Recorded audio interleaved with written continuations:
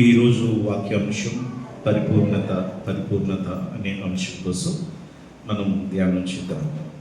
పరిపూర్ణత అంటే మనం ఇంగ్లీష్లో పర్ఫెక్ట్ అని కనిపిస్తుంది, అలాగే ఫుల్నెస్ అనేటటువంటి మాట కూడా మనకి కనిపిస్తుంది. ఫుల్నెస్ అని సందర్భానుసారమైనటువంటి రీతిగా ఆ యొక్క ఈ పరిపూర్ణతకు ఇంగ్లీష్లో మనకి కనిపిస్తూ ఉంటాయి. అయితే మనం చాలా సందర్భాల్లో చాలామందితో మనం మాట్లాడుతూ ఉంటాం. మనం చాలామంది మనతో మాట్లాడుతున్నప్పుడు వింటూ ఉంటాం, నేను చాలా పర్ఫెక్ట్ తెలుసా అని అంటాం. నేను చాలా పర్ఫెక్ట్గా ఉంటానండి, నేను మాట అంటే పడనండి, నేను మాట అంటే మాటే, నేను ఏదైనా చెప్పానంటే అది ఖచ్చితంగా నేను చేస్తాను అని అంటారు. అంటే నేను చాలా పర్ఫెక్ట్ అని చెప్తూ ఉంటారు. ప్రియులారా, మనం ఈ పర్ఫెక్ట్ అనేటటువంటిది ఇది పరిపూర్ణతకు మనం తెలుగులో చూస్తూ ఉన్నాం. అయితే ప్రియులారా, ఇంగ్లీష్లో రాయబడినటువంటి మాటల కంటే తెలుగులోని పదాలు ఇంకా మనం చాలా విలువగా తీసుకోవచ్చు ఈ యొక్క పదాలని. ప్రియులారా, ఈ పరిపూర్ణత అనేటటువంటి ఈ మాట చాలా విలువైనదిగా మనం బైబిల్లో నుంచి ఎంచుకోవచ్చు. మనం ఉదాహరణగా కొన్ని విషయాలు చూసుకుంటాం. ఉదాహరణగా మనం ఒక కోడి పిల్ల గురించి మనం చెప్పుకుంటే, కోడి గుడ్లను పెట్టిన తర్వాత ఆ గుడ్ల మీద తాను పొదిగిన తర్వాత ఏమండి అది ఎన్ని రోజులకి? 21 రోజులకి. 21 రోజులు ఆ తల్లి ఆ గుడ్ల మీద పొదిగిన తర్వాత 22వ రోజు 23వ రోజున అది ఆ పిల్ల తన గుడ్లను పగలగొట్టుకొని బయటకు వస్తుంది. అంటే ఆ యొక్క పరిపూర్ణత రావాలంటే, పరిపూర్ణతలోనికి రావాలి అంటే అది మధ్యలో 5 రోజులు 10 రోజులు 15 రోజుల తర్వాత నా కోడి గుడ్డు పిల్ల అయ్యిందో లేదో అని పగలగొట్టి చూస్తే అవుతుందా? అవును. కాబట్టి దాని లోపల ఏం చేయాలి అంటే, దాని యొక్క పరిపూర్ణత లోనికి రావాలంటే కొంత సమయం అందులోనికి పడుతుంది. ఆ యొక్క లోపల అది ఉండి అది పెరగడం అనేది దేవుడిచ్చిన ఓ అద్భుతమైన సృష్టి యొక్క రహస్యం అది. కాబట్టి అది ఒక పరిపూర్ణతకు ఒక లెక్క ఉంది. అలాగే మనము సీతాకోక చిలుక, దాని గురించి అందరికీ తెలిసిందే. గొంగలి పురుగుగా ఉన్నటువంటి ఈ సీతాకోక చిలుక అది మొదట గొంగలి పురుగు, తర్వాత సీతాకోక చిలుకగా మారుతుంది. దీనికి మధ్యలో జరిగేటటువంటిది ఏమిటి ప్రక్రియ అంటే, అది మధ్యలో అది తన గూడు లోపల ఉంటూ ఉన్నది కదా, అంటే దానికి ఎన్ని రోజులు పట్టొచ్చు అని మనం ఆలోచన చేస్తే 14 నుంచి 15 రోజుల వరకు పట్టొచ్చు. అంటే దానికి కూడా ఒక పరిపూర్ణత అనేటటువంటిది ఉంది. ఈ లోకంలో సృష్టిలో సమస్తానికి కూడా ఏమిటి అంటే, దాని యొక్క పరిపూర్ణత లోనికి రావాలంటే కొంత టైం అనేది దానికి పడుతుంది. ఈలోపు ఆ పరిపూర్ణతలోనికి రావడానికి తాను లోపలుండి చేయాల్సినటువంటి పని ఒకటి ఉంది అనేది మనం గ్రహించాలి. అయితే ప్రియులారా, యేసుక్రీస్తు ప్రభువారు ఏమని అంటున్నారు మనం ఆలోచన చేస్తున్నప్పుడు, మనం యోహాను సువార్త 17వ అధ్యాయం 13వ వచనం ఒకసారి చదువుకున్నట్లయితే, అడగండి మీ సంతోషం మీకు పరిపూర్ణమగునట్లు మీరేం చేయాలి? అడగండి. చదువుదాం ఒకసారి 17వ అధ్యాయము 13వ వచనం. అమ్మా, మీ యొద్దకు వచ్చుచున్నాను, సంతోషము వారి యందు పరిపూర్ణమగునట్లు లోకమందు ఈ మాట చెప్పుచున్నాను. నా సంతోషము వారి యందు పరిపూర్ణమగునట్లు లోకమందు ఈ మాట చెబుతున్నాను. సంతోషము పరిపూర్ణము. అయితే ప్రియులారా, యేసుక్రీస్తు ప్రభువు చెప్పిన ఒక మాట ఉంది. అదేమిటి అని అంటే, నేను మీ తండ్రి పరిపూర్ణుడు కనుక మీరును పరిపూర్ణులు ఉండాలి అని మత్తయి సువార్త 5వ అధ్యాయము 48వ వచనములు చెప్తున్నారు యేసయ్య. ఒకసారి చదువుదాం ఆ మాట. మత్తయి సువార్త 5వ అధ్యాయము 48వ వచనం. మీ పరలోకపు తండ్రి పరిపూర్ణుడు కనుక మీరును పరిపూర్ణులుగా ఉండెదరు. చాలండి. ఇక్కడ మనం గమనిస్తున్నాం ప్రియ సహోదరి సహోదరులారా, యేసుక్రీస్తు ప్రభువారు పలికిన ఈ పదం ఏమిటి అంటే, మీ పరలోకపు తండ్రి ఏమై ఉన్నాడు? పరిపూర్ణుడు. కాబట్టి మీరు కూడా ఆయన పరిపూర్ణత ఏ విషయంలో ఆయన పరిపూర్ణత కలిగి ఉన్నాడు? దేవుడు ఏ విషయంలో, యేసుక్రీస్తు ప్రభువారు ఆయన ఏ విషయాలలో పరిపూర్ణత కలిగి ఉన్నాడు? మనం ఒకసారి ఆయన యొక్క జీవితాన్ని మనం పరిశీలన చేసుకోవచ్చు. ఆయన జీవితంలో మొదటిగా ఆయన యొక్క పరిశుద్ధతలో పరిపూర్ణుడు. ఆయన ఏ విషయంలో? పరిశుద్ధతలో ఆయన పరిపూర్ణుడు. ప్రియులారా, దేవుని యొక్క పరిశుద్ధత పరిపూర్ణమై ఉన్నది. అంటే ఆ పరిపూర్ణత ఆయనలో ఏ లోపము లేదు. దేవునిలో, యేసుక్రీస్తు ప్రభువులో ఏ కల్మషము లేదు, ఏ దోషము లేదు, ఆయనలో ఏ పాపము లేదు. అందుకని నిర్దోషమును నిష్కలంకమునైన గొర్రెపిల్ల వంటి క్రీస్తు రక్తము చేత విమోచింపబడ్డామని చెప్పుకొచ్చారు. కాబట్టి పరిపూర్ణత అంటే ఏ లోపము లేని యొక్క ఆ పరిశుద్ధమైన జీవితం ఏదైతే ఉందో అది పరిపూర్ణమైనటువంటి పరిశుద్ధత. ఆయన ఎలాగునైతే పరిపూర్ణంగా పరిశుద్ధముగా జీవించారో అలాగున దేవుని బిడ్డలు కూడా ఏ విధంగా జీవించాలి? పరిశుద్ధతలో పరిపూర్ణులమై ఉండాలి అన్నది దేవుడు మన నుండి కోరుకుంటున్నాడు. ప్రియులారా, ఎప్పటి వరకు ఆ పరిశుద్ధతలో పరిపూర్ణత కలిగిన వాడు ఆయన. కానీ ఎప్పటి వరకు ఆ పరిశుద్ధత పరిపూర్ణత అంటే ఆయన మరణము వరకు ఆయన పరిశుద్ధతలో పరిపూర్ణుడై ఉన్నాడు. ఒకసారి జాగ్రత్తగా గమనించండి. ఎప్పటి వరకు ఆయన పరిశుద్ధతలో పరిపూర్ణుడు దేవుడు, అలాగుననే ఆయన మరణము వరకు కూడా పరిపూర్ణత కలిగిన వాడు పరిశుద్ధతలో. అంటే ఆయన మరణించే వరకు కూడా ప్రియులారా, ఆయన చివరి గడియ వరకు కూడా ఆయన పరిపూర్ణముగా పరిశుద్ధత కలిగి జీవించాడు. కాబట్టి దేవుని బిడ్డలమైన మనం కూడా మన అంతము వరకు కూడా, లోకము అంతమయ్యే వరకు ఒకవేళ మనం బ్రతికి ఉంటే, మనము బ్రతికి ఉన్నంత కాలము కూడా మన జీవితాంతం కూడా ఎలా ఉండాలని దేవుడు కోరుతున్నాడండి? పరిపూర్ణులుగా ఉండాలి. ఏ విషయంలో పరిపూర్ణులుగా ఉండాలట? పరిశుద్ధతలో మనము పరిపూర్ణులుగా ఉండాలి అనేది దేవుడు మన నుండి కోరుకుంటూ ఉన్నాడు. ఆయన నీతి విషయంలో పరిపూర్ణుడు. అలాగే యేసుక్రీస్తు ప్రభువారు యథార్థతలో ఆయన పరిపూర్ణుడు. యేసుక్రీస్తు ప్రభువారు ప్రేమ చూపుటలో పరిపూర్ణుడు.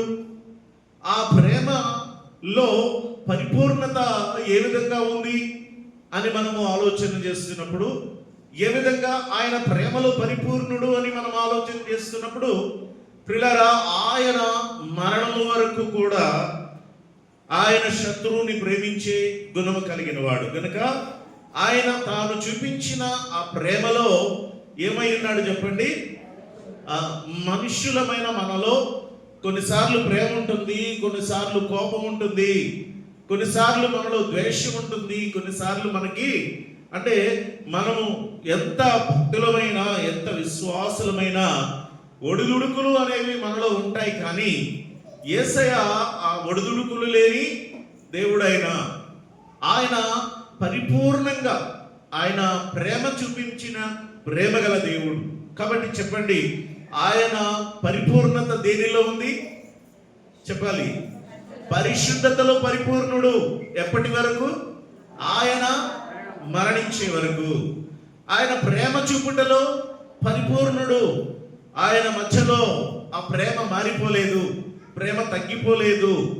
కాబట్టి ఎప్పటి వరకు ఆ ప్రేమ? ఆయన మరణం వరకు ఆయన ప్రేమ చూపించాడు. ప్రేమలో పరిపూర్ణత కలిగిన దేవుడు. మనం కూడా అలాగ ఉండాలని, ఆ ప్రేమ కలిగి పరిపూర్ణత కలిగి జీవించాలని కోరుతూ ఉన్నాడు.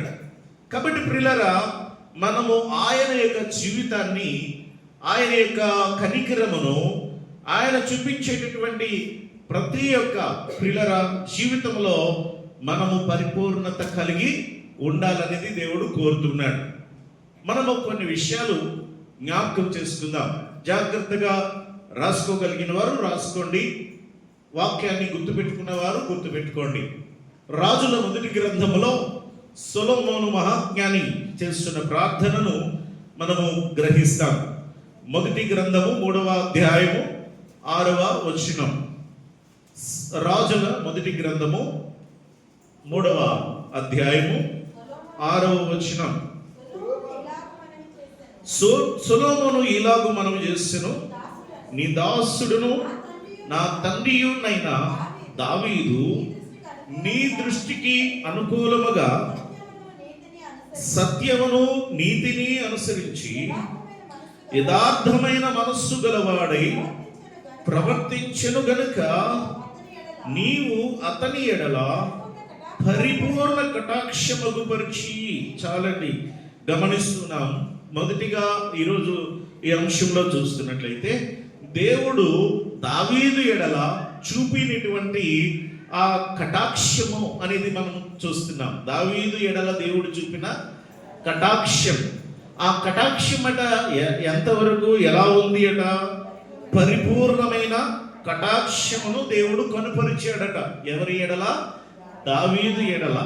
ఎంత గొప్ప విషయం చూడండి. అంటే దేవునిని ప్రేమించేవారు, దేవునిని అనుసరించేవారు, దేవునిని వెంబడించేటటువంటి వారు, ప్రియులారా, దేవుని ఉద్దేశం ఏమిటో ఎరిగి ఆ ఉద్దేశాన్ని నెరవేర్చగలిగిన వారు ఎవరుంటారో వారిని ఆయన వారి ఎడల కటాక్షము చూపిస్తాడు అని మనం చూస్తున్నాం. ఎలాంటి కటాక్షమట? పరిపూర్ణమైన కటాక్షము. అందుకే 21వ కీర్తనలో చెప్తాడు. 21వ కీర్తనలో తాను వర్ణిస్తూ చెప్పినటువంటి మాట ఏంటంటే, రాజు సంతోషిస్తూ ఉన్నాడు. ప్రియులారా, ఆ రాజు దేవుని యందు అతడు సంతోషిస్తున్నాడు. దేవుని యొక్క బలమును బట్టి సంతోషిస్తున్నాడు, రక్షణను బట్టి అతడు హర్షిస్తున్నాడు. ఎందుకు అనంటే దేవుని కటాక్షము దావీదు ఎడల ఎలా ఉందో చూస్తున్నాం. పరిపూర్ణమైన కటాక్షం. ఎలాంటి కటాక్షం అమ్మా? దావీదు ఎడల దేవుడు చూపిన కటాక్షం ఎలాంటిది అంటే పరిపూర్ణమైన కటాక్షం. అది తన మాటలలో వ్యక్తపరుస్తున్నాడు కీర్తన ద్వారా దావీదు మహారాజు. ఏమిటి అంటే, ప్రియులారా, అతని మనోభీష్టము నీవు సఫలపరచుచున్నావు. ఇది అతని మనోభీష్టం. అతని హృదయములో ఉన్న, దావీదు హృదయములో ఉన్నటువంటి కోరిక, ఇష్టం ఏదైతే ఉందో దానిని దేవుడట సఫలపరుస్తున్నాడు. తర్వాత అతని పెదవులలో నుండి వచ్చిన ప్రార్థన నీవు మానక అంగీకరించుచున్నావు. దేవుని కటాక్షము పరిపూర్ణమైనదిగా ఎలా ఉందో ఇక్కడ గమనిస్తున్నా. మానక దేవుడట అతని ప్రార్థన ఏం చేస్తున్నాడు? అంగీకరిస్తున్నాడట. అతని మనోభీష్టం ఏమైందో అది ఎరిగి అతని మనోభీష్టాన్ని సఫలపరుస్తున్నాడట. అది మాత్రమే కాదు, శ్రేయస్కరమైన ఆశీర్వాదములతో నీవు అతనిని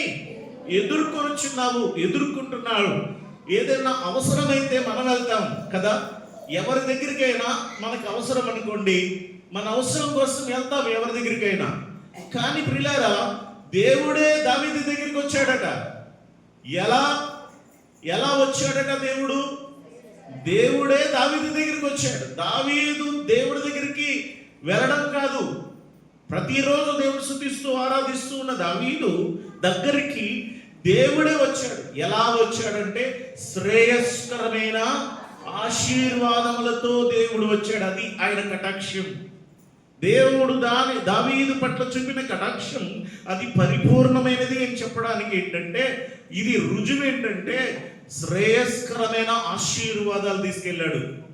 యెషయా ఎవరున్నారు నీ ఇంట్లో? దేవుడు కోరుకున్నాడు, పిలు అన్నాడు. పిలిస్తే ఒకడొచ్చాడు, కాదు. రెండోడు వచ్చాడు, కాదు. మూడోడు, కాదు. ఇంకెవరైనా ఉన్నారా? ఉన్నాడండి ఒకడు. ఎక్కడా? గొర్రెలు కాచుకుని. పిలువాడిని అర్జెంటుగా. గబగబ వెళ్ళారు, పిలిచారు. వస్తుంటే అదిగో నేను కోరుకునేవాడు అతడే, దేవునికి ఇష్టమైన వాడు. ఎదుర్కొన్నాడా దేవుడు? లేదా? అందుకంటాడు, శ్రేయస్కరమైన ఆశీర్వాదములతో నీవు అతన్ని ఎదుర్కొని చిన్నావు. నిజమే ప్రియ దేవుని బిడ్డలారా, దావీదు దేవుని అనుసరుడు, దేవుని హృదయానుసారుడు. దేవుని ఉద్దేశం ఏమిటో ఎరిగి ఆ ఉద్దేశాన్ని నెరవేర్చాలని కోరిక కలిగిన వాడు గనుకనే దావీదుని దేవుడు ఎలా కటాక్షించాడంట? పరిపూర్ణమైన కటాక్షము చూపించాడు. గొర్రెలను కాచుకుని వాడిని తీసుకొచ్చి రాజుగా అభిషేకించాడు. అతని తల మీద పరంజి కిరీటము నీవు ఉంచిన. ఆయుష్యం అని అడిగితే, వరం అడిగితే అది ఇచ్చావు. సదాకాలం నిలిచి దీర్ఘాయుష్ ఇచ్చావు. అదే నిరీక్షణతో కూడిన మాట, అద్భుతమైన మాట కదా. ఆయుష్ నిమ్మనంటే ఏమంటే, హిజ్కియాకి ఎన్నాళ్ళు ఆయుష్ ఇచ్చాడు దేవుడు? ఇక్కడ ఆయుష్ ఇమ్మంటే, ఇక్కడ ఆయుష్ని వరం ఇమ్మంటే సదాకాలం. సదాకాలం అంటే జీవితాంతం, ఇంకా చావు లేదని అన్నమాట, అంతే కదా. అంటే అప్పటి నుంచి ఇప్పటి వరకు అతడు చావకుండా ఉండాలి, అదేనా? సదాకాలం నిలిచి దీర్ఘాయు అంటే ఇది ఆధ్యాత్మికమైనటువంటి తన యొక్క ఆత్మకు మరణము, అంటే అది నరకానికి పోకుండా దేవుని యొక్క నిత్యరాజ్యము కావాలని కోరుకునుట. ప్రియ దేవుని బిడ్డలారా, మనము 16వ కీర్తనలో చదువుతాం, 6వ చరణం చదవద్దు కానీ అక్కడ అంటాడు కదా, మనోహరమైన స్థలాలలో నాకు పాలు ప్రాప్తించిండు, శ్రేష్టమైన స్వాస్థ్యము నాకు కలిగి. ఆయన మాటలన్నీ కూడా ఈ ఇహపరమైనటువంటి ఆశీర్వాదాల గురించి కాదు. దావీదు ఇహపరమైనవి మాట్లాడతాడు కానీ అన్నిటికంటే ఆయన మాటల్లో ఆశీర్వాదము పర సంబంధమైనదిగా మాట్లాడతాడు. అందుకని దేవుని యొక్క కటాక్షము దావీదు ఎడల ఎంతగా చూపించాడు అంటే ఆయన పరిపూర్ణమైన కటాక్షాన్ని చూపించాడు. తర్వాత నీ రక్షణ వలన అతనికి మహిమ కలిగింది, గౌరవ ప్రభావాలను అతనికి ధరింపజేసావు, నిత్యము ఆశీర్వాదకారకుడుగా ఉన్నట్టు నీవు అతన్ని నియమించావు. నీ సన్నిధిని సంతోషంతో అతన్ని, అవును, సన్నిధిలో సంతోషముతో ఉల్లసింపజేశాడు. అందుకనే ఆయన సన్నిధిలో ఉండాలనుకుంటున్నాను, నిత్యము ఆయన సన్నిధిలో నివసింపగోరుతున్నాను అని పదే పదే ఆయన సన్నిధి గురించి చెప్తాడు. దేవుని యొక్క కటాక్షము ఎలాంటిదండి చెప్పాలి? ఎలాంటిది ఆయన కటాక్షం? ఎవరి ఎడల చూపించాడు? మన ఎడల కూడా ఆయన చూపించాడా?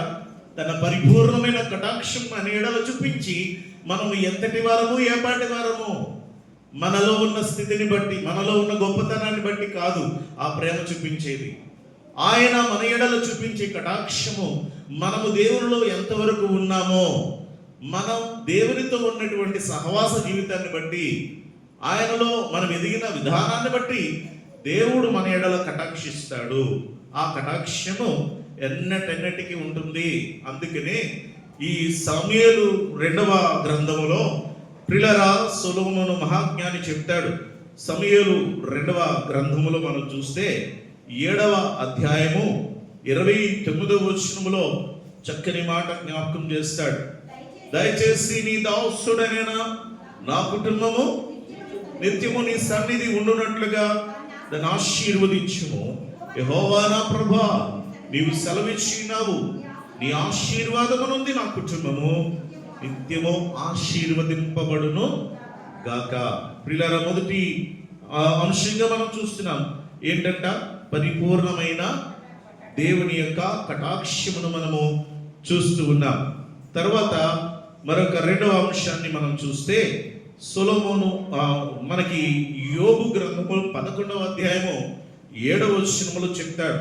యోబు గ్రంథము 11వ అధ్యాయము 7వ వచనం చదవండి.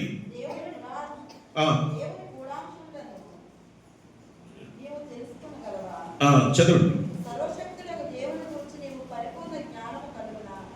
పరిపూర్ణమైన జ్ఞానము కలుగున. దేనిని గూర్చి? సర్వశక్తుడగు దేవుని గూర్చి. మన దేవుడు ఎలాంటి దేవుడు? పరిపూర్ణ జ్ఞానము కలిగిన దేవుడు. అవునా కాదా? ఏమండి, ఆయన జ్ఞానమునకు మించినటువంటి ఏదైనా లోకములో ఉందా?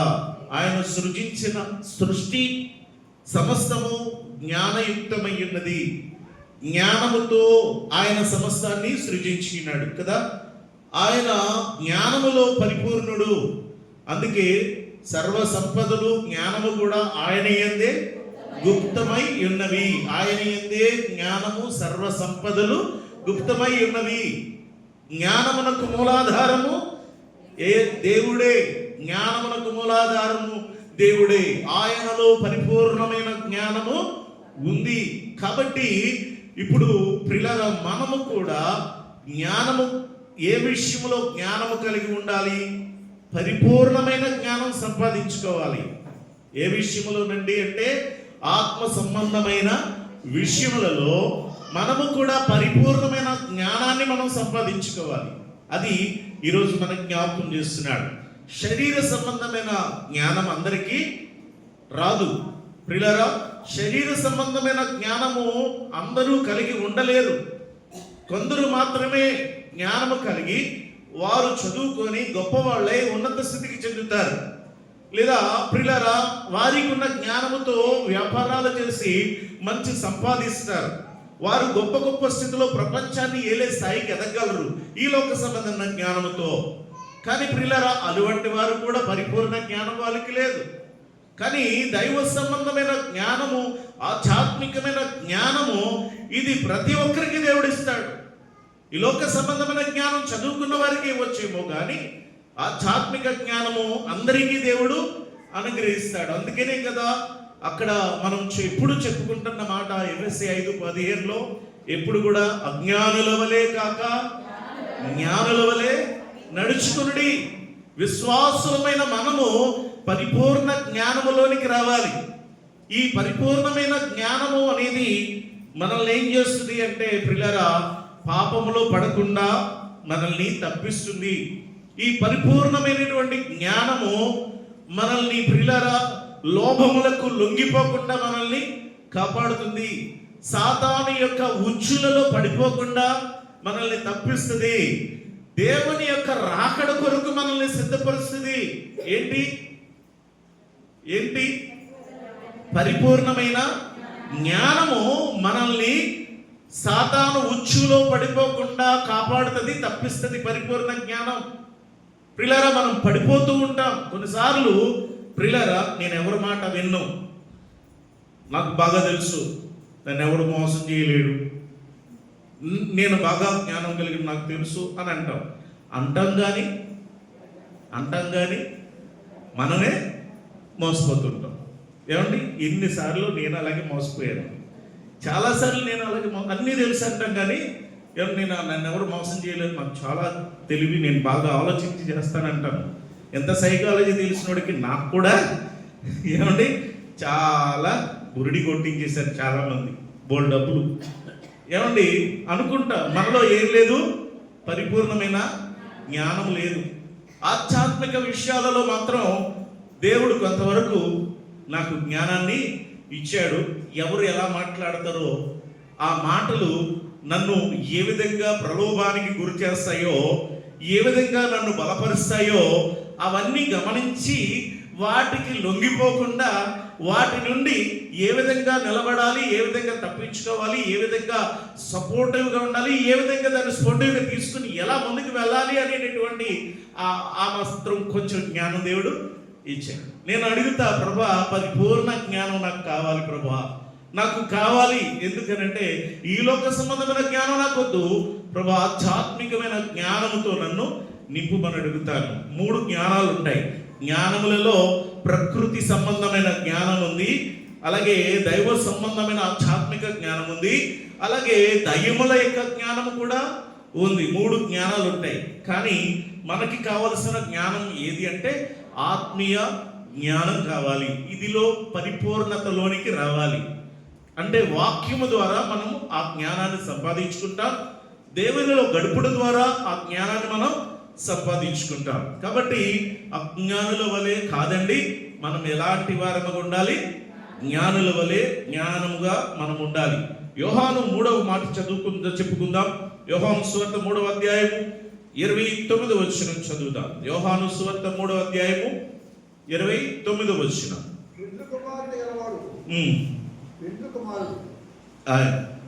యోహాను 3:29 చదవండి. అయితే నిలువబడి పెండ్లి కుమారుని స్వరము విని స్నేహితుడు ఆ పెండ్లి కుమారుని స్వరము విని మిక్కిలి సంతోషించెను. పెండ్లి కుమారుని స్వరము విని ఈ నా సంతోషము పరిపూర్ణమై ఉన్నది. ఈ సంతోషము పరిపూర్ణము అయి ఉన్నది. ఇక్కడ దేవుడు చెప్తున్నటువంటి మాటను మనం గమనిస్తూ ఉన్నాము. యేసుక్రీస్తు ప్రభువు చెప్తున్నటువంటి మాటను మనం గమనిస్తున్నాము. ప్రియులారా, ఈ నా సంతోషము పరిపూర్ణమై ఉన్నది. పెండ్లి కుమార్తె గలవాడు పెండ్లి కుమారుడు. అయితే నిలువబడి పెండ్లి కుమారుని స్వరము వినేడి స్నేహితుడు ఆ పెండ్లి కుమారుని స్వరము విని మిక్కిలి సంతోషించును. ఈ నా సంతోషము పరిపూర్ణమై ఉన్నది అని ప్రియులారా, యేసుక్రీస్తు ప్రభువారిని ఇక్కడ మనం మాట్లాడుతున్నటువంటి విషయాన్ని మనం గమనిస్తూ ఉన్నాం. సంతోషము అనేది పరిపూర్ణమైనటువంటి సంతోషముగా మనం ఇక్కడ చూస్తూ ఉన్నాం. ఇందాక కూడా మనము ధ్యానం చేసుకున్నాం. యేసుక్రీస్తు ప్రభువారు ఆయన మనలను అడగండి, నా సంతోషము పరిపూర్ణమగునట్లుగా నన్ను అడగండి అని 17:13 కూడా యేసు ప్రభువారు చెప్పినట్లుగా మనం గమనిస్తూ ఉన్నాం. ప్రియులారా, సంతోషము అనేది అందరికీ అది లేదు. సంతోషము అనేది ప్రియులారా ఏ ఏ విషయాలలో ఉంటుంది అనేది మనము గమనిస్తాం. ఎవరికైనా బాగా లాభము కలిగితే సంతోషం ఉంటుంది. అనుకున్నది సాధిస్తే ఆ వ్యక్తి యొక్క జీవితంలో సంతోషం ఉంటుంది.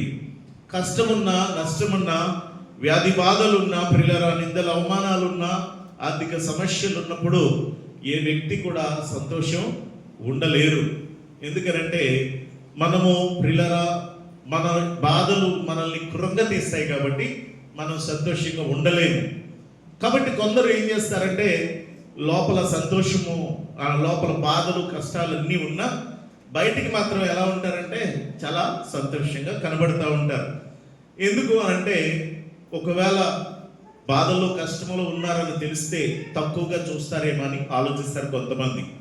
అలాగే కొంతమంది తమ పిల్లల ఎదుట పిల్లరా ఎలా ఉంటారంటే బయట ఉన్నటువంటి నేను పడుతున్న కష్టాలు కానీ నాకున్న సమస్యలు కానీ నా పిల్లలకు తెలియకూడదు. వాళ్ళకి తెలిస్తే వాళ్ళు బాధపడతారు. చదువులు లేకపోతే వారి యొక్క ఉద్యోగాలు సమస్తం ఏ విషయంలోనైనా ఆ బిడ్డలు డిసప్పాయింట్ అవుతారు. కాబట్టి వారికి ఏమాత్రం తెలియకూడదు అని ఏం చేస్తారంటే లోపల బాధ ఉన్నా పైకి మాత్రం సంతోషంగా కనబడే తల్లిదండ్రులు కొంతమంది ఉంటారు. కనుక ప్రియులారా, ఈ మాటలు ఎందుకు చెప్తున్నానంటే పరిపూర్ణము అనేది కావాలి, సంతోషము పరిపూర్ణము కావాలి అని అంటే అది సమస్యలలోనున్నా బాధలలో కష్టములో ఉన్నా ఏ పరిస్థితుల్లో ఉన్నా కూడా ప్రియులారా ఆ సంతోషము మనకి వస్తుంది ఎప్పుడు అనంటే దేవుని యొక్క సహాయం మనకి ఉన్నప్పుడు, మనము దేవునిలో ఉన్నప్పుడు తప్పకుండా పరిపూర్ణమైన సంతోషం మనకి లభిస్తుంది ప్రియులారా. అందుకనే యేసయ్య చెప్పిన ప్రతి మాటలో కూడా అదే, మనము అంతా సౌఖ్యంగా ఉన్నప్పుడు సంతోషించి ఆనందించడం కాదు. ఎప్పుడు సంతోషించి ఆనందించాలట? శ్రమ కలిగినప్పుడు కూడా సంతోషించి ఆనందించాలి. నా నిమిత్తము జనులు మిమ్మల్ని నిందించి హింసించి మీ మీద చెడ్డ మాటలెల్లా పలుకున్నప్పుడు ఏం చేయాలి? బాధపడండి, ఏడవండి, దుఃఖపడండి, లేకపోతే నలుగురికి చెప్పుకోండి. ఏం చెప్పలేదు యేసుప్రభువారు. ఏమన్నారు? సంతోషించుడి, ఆనందించుడి. అంటే అలాంటి పరిస్థితుల్లో కూడా ఆనందించేదే పరిపూర్ణమైన సంతోషం. కలిగినప్పుడు కాదు, మేలు కలిగినప్పుడు కాదు, కష్టములో ఉన్నప్పుడు కూడా ఆనందంగా తీసుకుని ఇది నా మేలు కొరకే దేవుడు నాకు ఈ పరీక్ష పెట్టాడు, నా మేలు కొరకే దేవుడు నాకు ఈ సమస్యను అనుమతించాడు అని ఆనందించగలిగినదే పరిపూర్ణమైన సంతోషం. కాబట్టి ప్రియులారా, దేవుని బిడ్డలు మనం ఎప్పుడు కూడా మనము పరిపూర్ణతలోనికి రావాలి. యేసు ప్రభువారు పరిశుద్ధుడు, పరిశుద్ధతలో పరిపూర్ణతలోనికి రావాలి. యేసుక్రీస్తు ప్రభువారు ప్రేమలో పరిశుద్ధుడు, ప్రేమలో మనము కూడా మనం కూడా పరిపూర్ణతలోనికి ప్రేమలో రావాలి.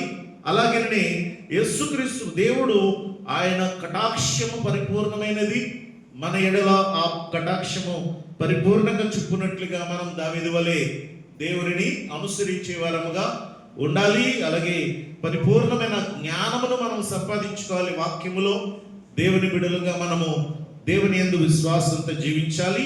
అలాగే సంతోషము పరిపూర్ణము అవ్వాలి. అంటే అది కష్టములలోనూ సంతోషములో ప్రియులారా, మనకి మేలు కలిగిన కీడు కలిగిన సంతోషించేదే ఆధ్యాత్మికమైన విశ్వాసం ప్రియులారా. అయితే మరొకటి మనం ధ్యానం చేద్దాం ప్రియులారా. కొరింథీయులకు రాసిన మొదటి పత్రిక 13వ అధ్యాయము 2వ వచనం చదువుదాం. కొరింథీయులకు రాసిన మొదటి పత్రిక 13వ అధ్యాయము 2వ వచనం.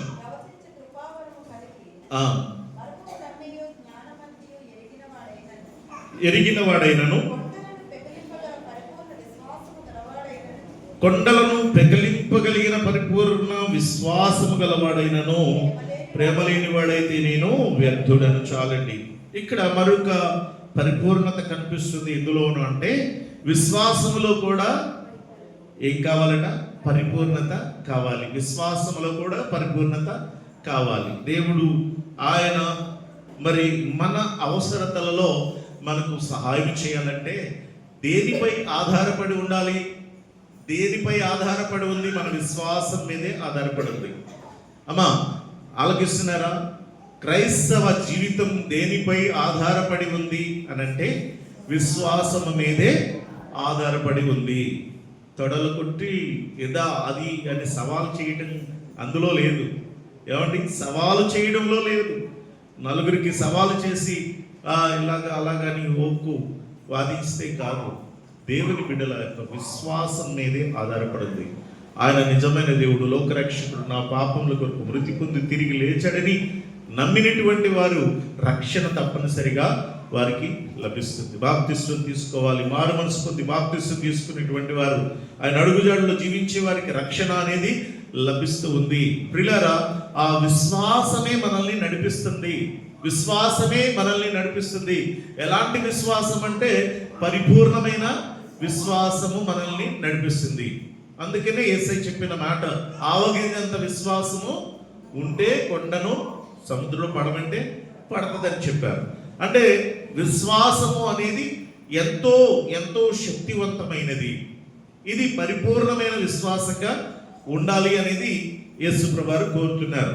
ఒకసారి మీకు జ్ఞాపకం చేశాను, గుర్తున్నదో లేదో మళ్ళా జ్ఞాపకం చేస్తున్నాను. పాస్టర్ గారు కొండను వెళ్ళి సముద్రంలో పడమంటే పడుతుంది అని చెప్పి వాక్యం చెప్తే ఓ సోదరి తన ప్రక్కన తన పెంట కుప్ప ఉందే, ఆ పెంట కుప్పట ఏం చేస్తుందంటే పక్క వాళ్ళ దగ్గరికి వెళ్ళి పడిపోవాలని ప్రార్థన చేస్తుందట. ప్రార్థన చేసే ఉద్దేశం సరైనదేనా అంటే ఆ సరైనటువంటి ప్రార్థన కాదు. తన యొక్క పెంట కుప్ప వెళ్ళి పక్క ఇంటి వాళ్ళ దగ్గర పడిపోవడం అనేది అది భయంకరమైనటువంటి పాపపూరితమైన ప్రార్థన ఒకటి. రెండవది, ఆమె ప్రార్థన చేస్తూ మళ్ళీ కళ్ళు తెరిచి చూస్తే అది అక్కడే ఉంది. మరలా రెండోసారి మోకాళ్ళేసి మళ్ళీ ప్రార్థన చేసి మళ్ళీ కళ్ళు తెరిచి చూసేసరికి అది అక్కడే ఉంది. మూడోసారి మళ్ళీ మోకాళ్ళేసి ప్రార్థన చేసి కళ్ళు తెరిచి చూసేసరికి మళ్ళీ అది అక్కడే ఉంది. ఇంకేవిడి గారు లేచి నాకు ముందే తెలుసు ఇది వెళ్ళదని అని చెప్పి అంటుందంట. అంటే ఏంటి?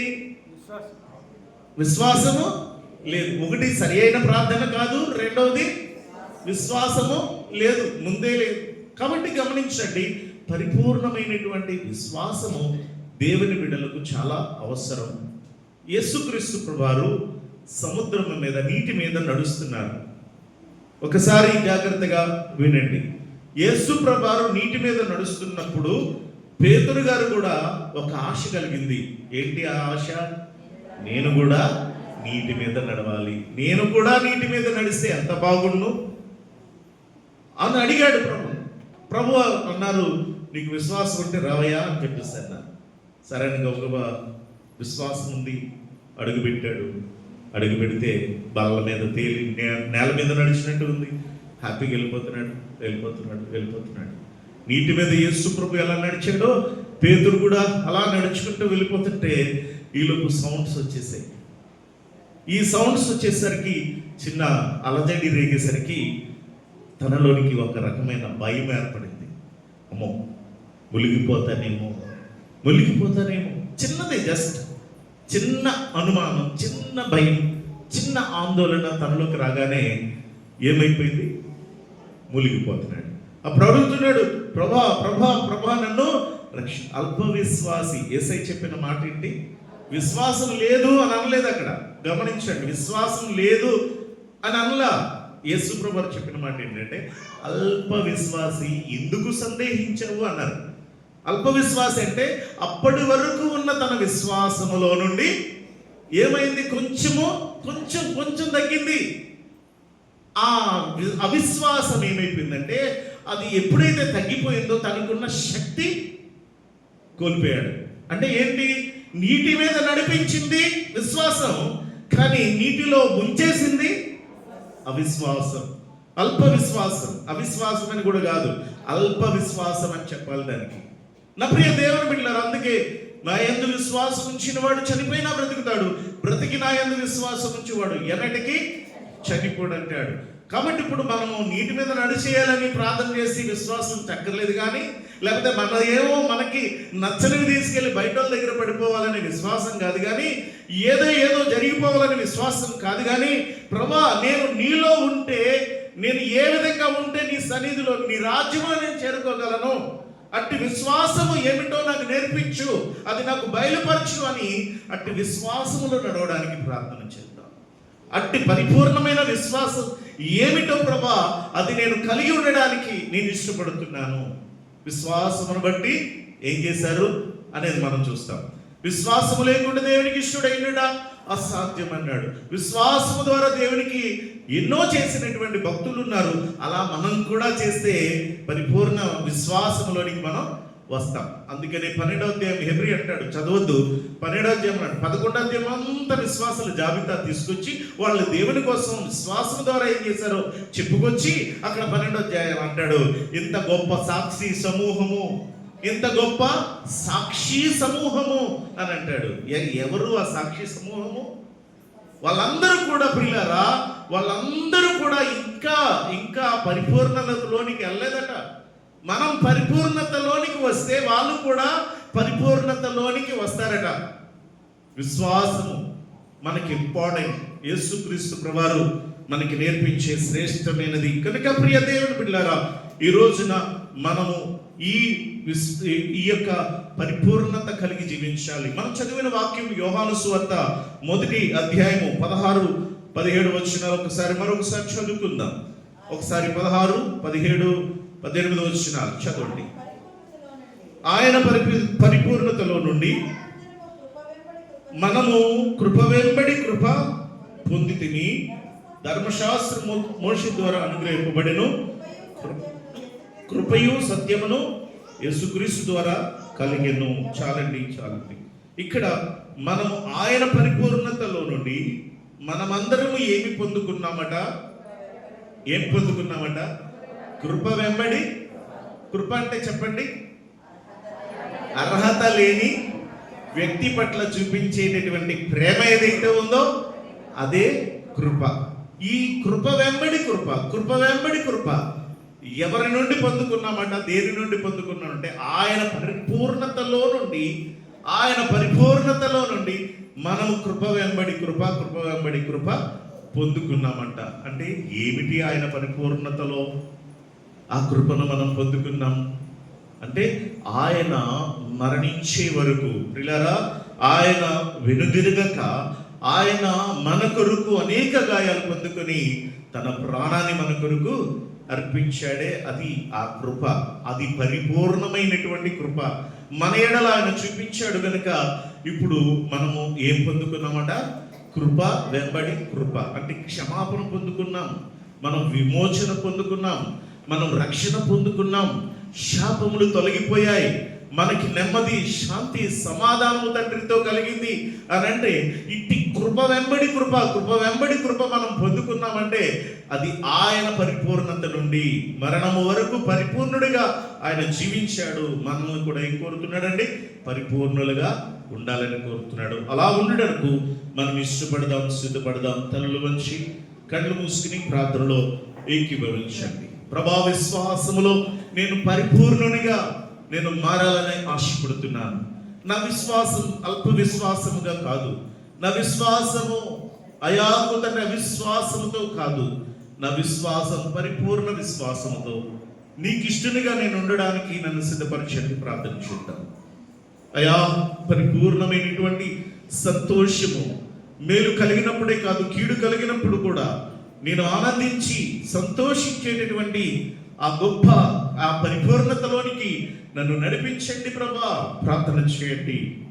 అయా, నీ వాక్యాన్ని అర్థం చేసుకొని నాయనా, సైతాని యొక్క ప్రలోభాలు ఏమిటో నేను నీకు దూరం అయిపోకుండా పాపములో పడవేయడానికి సైతాను ప్రలోభాలు ఏమిటో దానిని గ్రహించి నాయనా నేను తప్పించుకొని నా విశ్వాస జీవితాన్ని కాపాడుకునేటటువంటి పరిపూర్ణత జ్ఞానము నాకు దయచేయి ప్రభా. ప్రార్థన చేద్దాం. అయా, నీ అడుగు జాడలో నిన్ను జీవిస్తుండగా నీ కటాక్షము నాపై, నా కుటుంబంపై ఉంచు, పరిపూర్ణమైన కటాక్షం ఉంచి నన్ను నడిపించు అని ప్రార్థన చేద్దాం. పరిశుద్ధతలో పరిపూర్ణంగా, ప్రేమలో పరిపూర్ణంగా ఉంటాను ప్రభా అని ప్రార్థన చేద్దాం. తలలు వంచి కళ్ళు మూసుకుందాం. పాస్టర్ గారు ప్రార్థన చేస్తారు. మహాగణుడ, మహోన్నతుడ, కృపగల దేవ, దయగల మా ప్రభా, నీకు వందనాలు, స్తోత్రాలు తండ్రి. ఇంతవరకు నన్ను మమ్మల్ని ప్రభా సజీవ లెక్కలో ఉంచి నీ సన్నిధానంలో ఇలాగను కూడి ప్రభా నేను ఆరాధించే కృపణించే మీకు స్తోత్రాలు.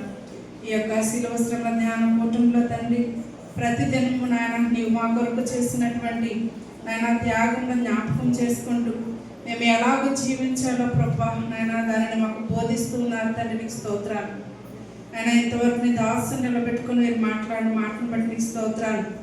ఆయన నీవు పరిపూర్ణుడు కనుక నాయన మేము నువ్వు పరిపూర్ణులుగా ఉండాలని మీరు కోరుతా ఉన్నారు తండ్రి. నైనా పరిపూర్ణులుగా మేము జీవించడానికి, నైనా విశ్వాసంలో పరిపూర్ణతలోనికి రావడానికి నీ కృప దయచేయండి. జ్ఞానంలో నాయన మేము పరిపూర్ణతలోనికి రావడానికి నీ కృప దయచేయమని మనం వేడుకుంటున్నాం. విని ప్రతి మాట మా హృదయాల్లో భద్రం చేసుకొని నైనా తండ్రి మేము అనుసరించి జీవించే కృపను దయచేయండి.